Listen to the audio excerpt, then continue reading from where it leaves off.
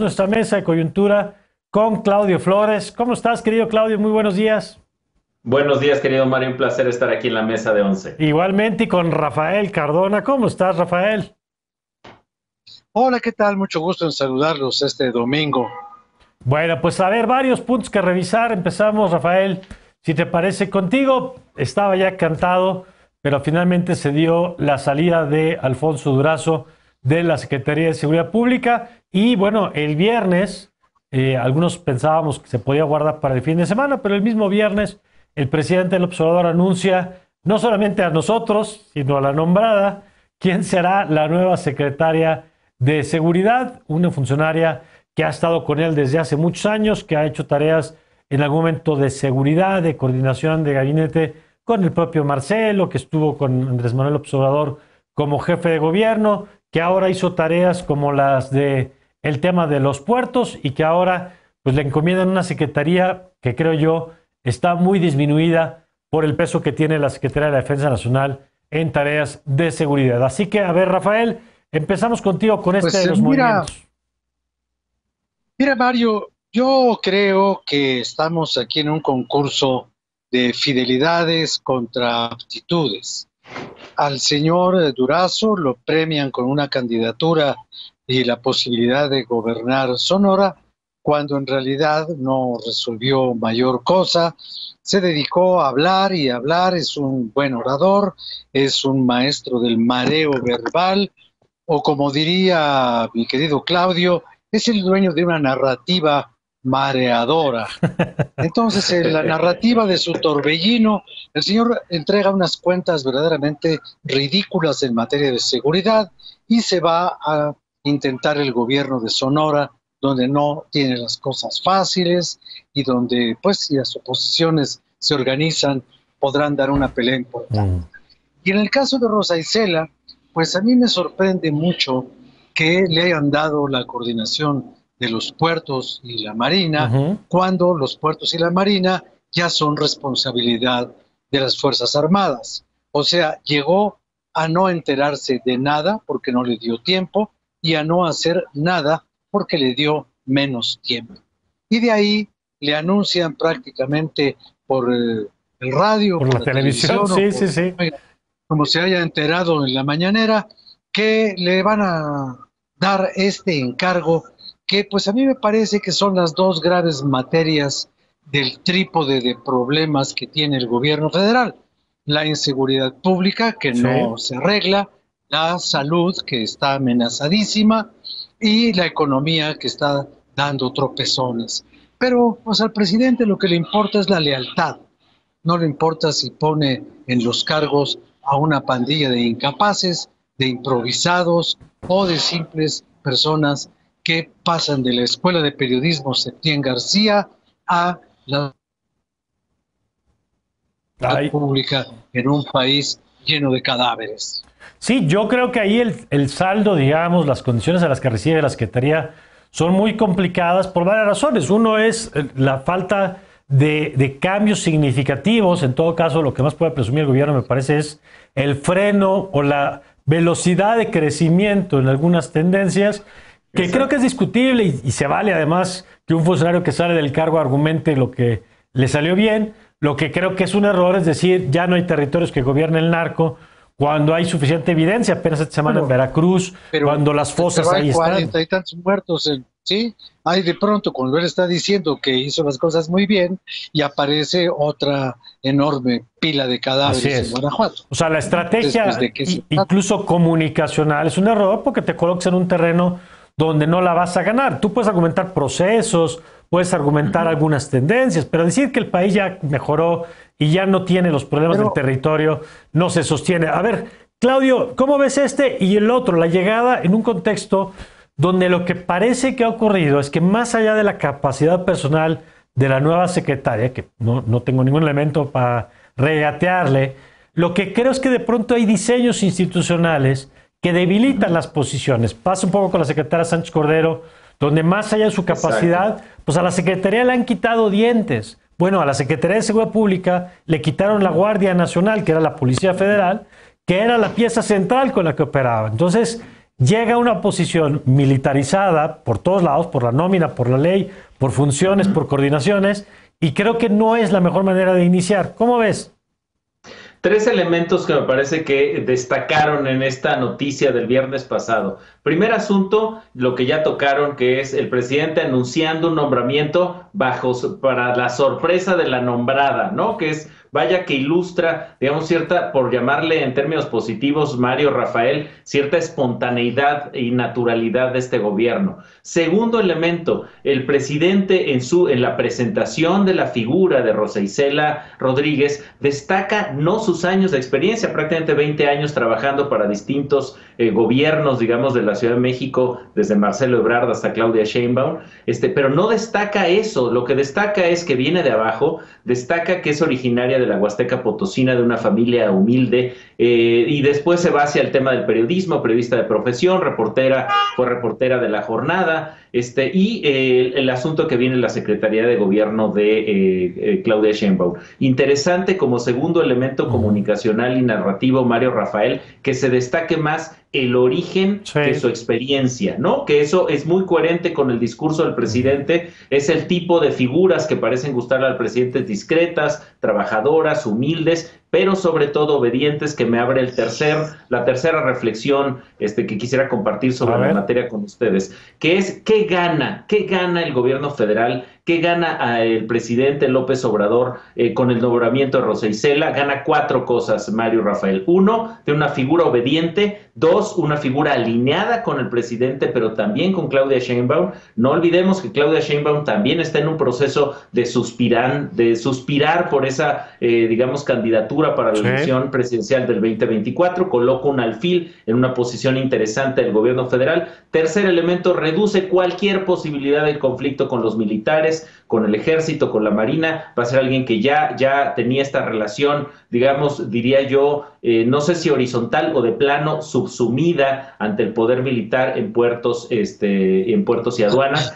Y el cuarto elemento funciona, como ya decías, Mario, para no hacer más evidente la militarización de la seguridad pública. Es un símbolo de una cabeza civil que obviamente toma posesión de una organización en donde los que mandan de a de veras son los militares. Entonces, con esto logra, digamos, darle continuidad a la narrativa que ha impulsado el gobierno federal sobre esta no militarización, digamos, de la seguridad pública. Sí, que es interesante porque había sonado mucho, aquí lo habíamos comentado, la versión que podría llegar un militar a la Secretaría, y hay quien interpreta que la detención del general Cienfuegos termina siendo un factor que inhibe como para poner a un mando militar, cuando de todos modos de facto, digamos, ya están operando la estructura. Ahora, yo, Rafael, quisiera también preguntarte, además de lo que quieras agregar, por supuesto, sobre este tema, el rol que está jugando el presidente como una especie de, pues, del gran elector, por lo menos de Morena.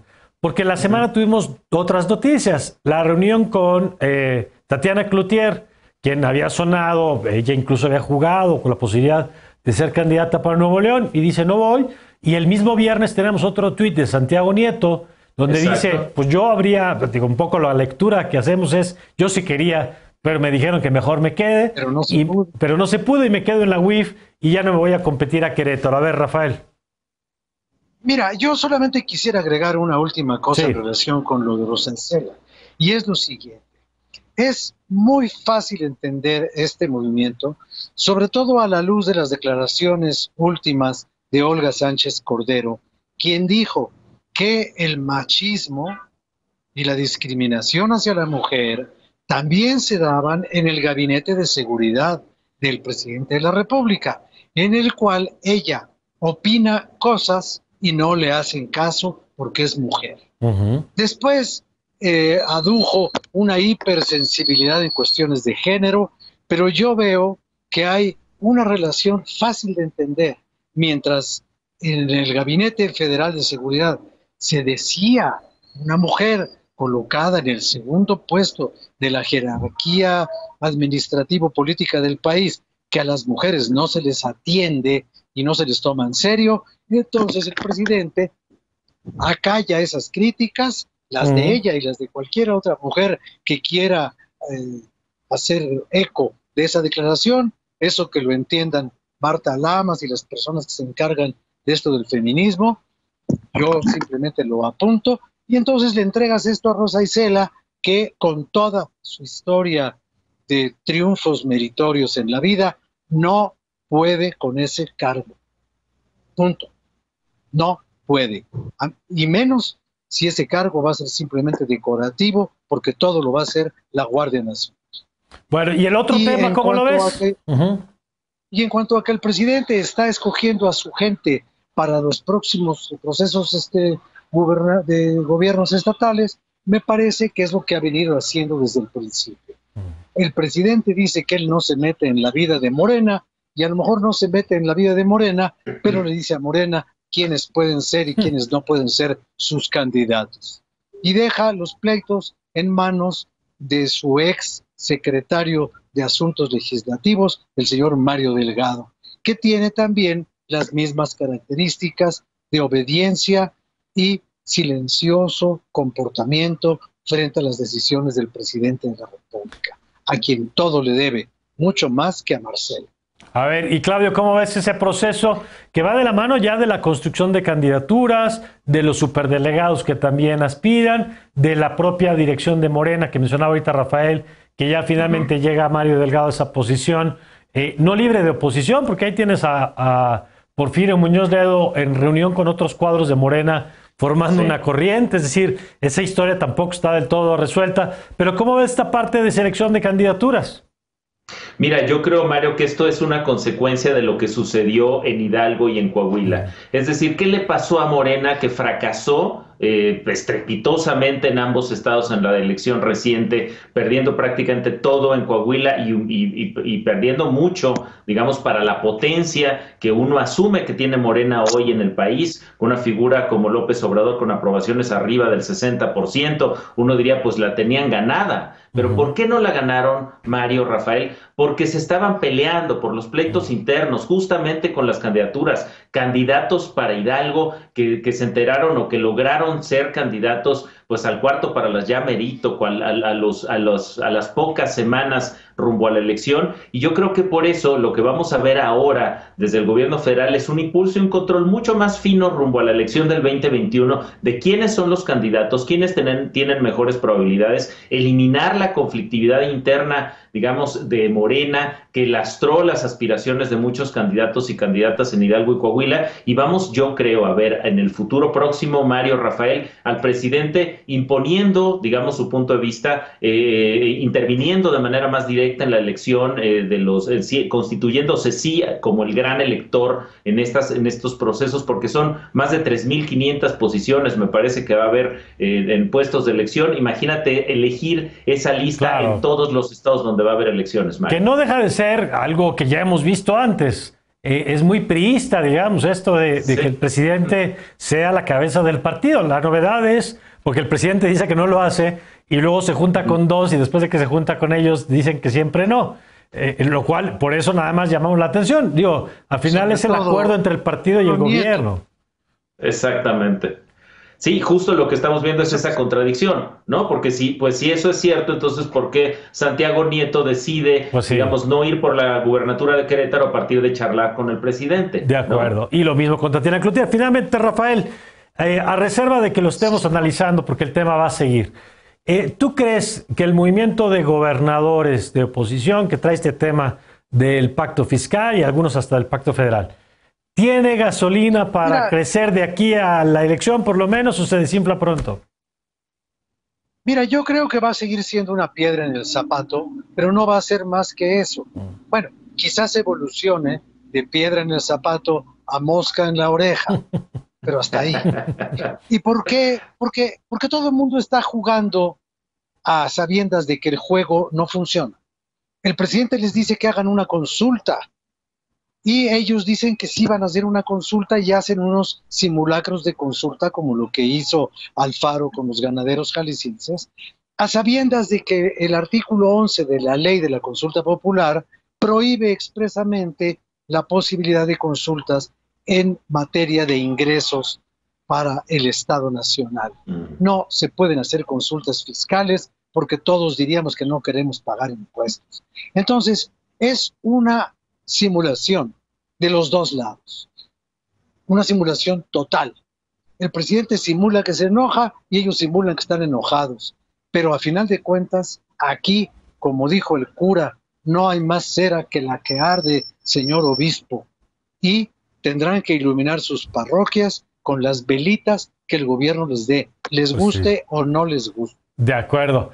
Claudio, un apunte final sobre tu pronóstico de este movimiento, del que ya después analizaremos con más calma. Difiero de lo que dice mi querido Rafael. Yo creo que este movimiento puede tener más dientes de los que uno espera. ¿Por qué lo digo? Porque, por ejemplo, Riquelme, el gobernador de Coahuila, le ganó a Morena en su estado. Entonces, cuando tienes la capacidad de utilizar la estructura política de tu partido para enfrentar a esta, digamos, fuerza política nacional, puede tener más dientes de los que podríamos creer al principio, ¿no? Veremos, porque también es cierto que se está simulando, ahí sí coincido, Rafael, porque así como las consultas patito que hizo el presidente, que lleva 3 o 4 consultas patito, pues los gobernadores le pueden dar una cucharada de su propio chocolate. Pues sí, vamos a ver cómo se mueve. Rafael, muchas gracias.